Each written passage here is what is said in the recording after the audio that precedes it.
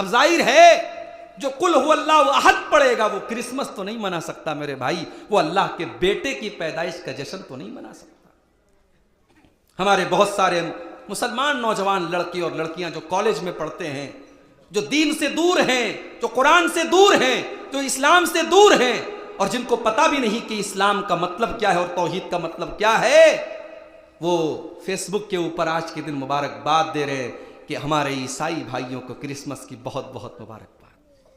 वो अंग्रेजी में लिखते हैं मैरी क्रिसमस, हिंदी में लिखते हैं क्रिसमस की आपको ढेर सारी शुभकामनाएं।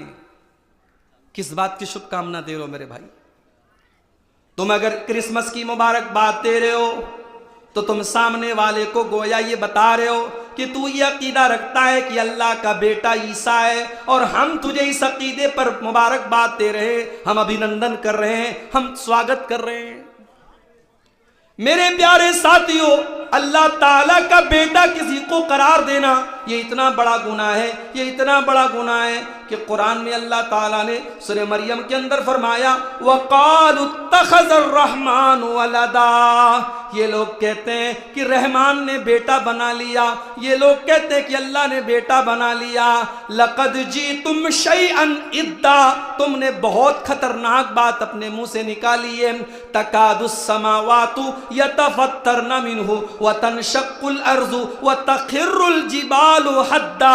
ये इतनी खतरनाक बात है, ये इतनी भयानक बात है कि करीब है कि आसमान फट पड़े, जमीन में सुराख हो जाए और बड़े बड़े पहाड़ गिर पड़े। ये इतनी खतरनाक बात है अल्लाह का बेटा किसी को करार देना कि अल्लाह कह रहा है कि जमीन फट जाए, आसमान फट जाए और पहाड़ गिर जाएं, शायद उतनी बड़ी मुसीबत नहीं आएगी जितनी बड़ी मुसीबत ये बात कहने में है कि अल्लाह ने किसी को बेटा बना लिया। इन कुल्लु मन फिस समावाति वल अर्दि इल्ला आतिर रहमानी अब्दा। जमीन व आसमान के अंदर जितने लोग हैं वो सारे के सारे कयामत के दिन अल्लाह के बंदे बन करके आएंगे, सबके सब बंदे बन करके आएंगे। जो दुनिया में अपने आगे सर झुकवाते थे, सजदा करवाते थे, वो भी कल कयामत के दिन अल्लाह के बंदे बन करके आएंगे, अल्लाह के पावर के आगे सब झुके हुए हैं। हमारा मुसलमान भाई क्रिसमस की मुबारकबाद दे।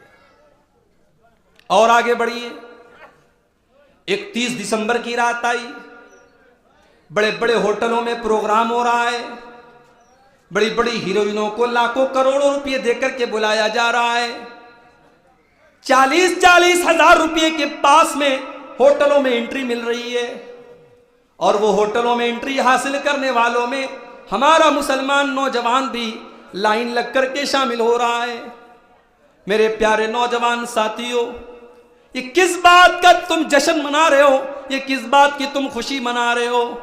अरे अगर 2022 जा रहा है और 2023 शुरू हो रहा है तो ये कोई जश्न मनाने की बात तो नहीं है, ये कोई खुशी मनाने की बात तो नहीं है, ये तो सोचने की बात है, ये तो अफसोस करने की बात है कि मेरी जिंदगी का 1 साल और कम हो गया, मैं अपनी मौत से 1 कदम और करीब हो गया, मेरी जिंदगी की दीवार से 1 ईंट और गिर गई, मेरी जिंदगी की किताब से 1 वर्क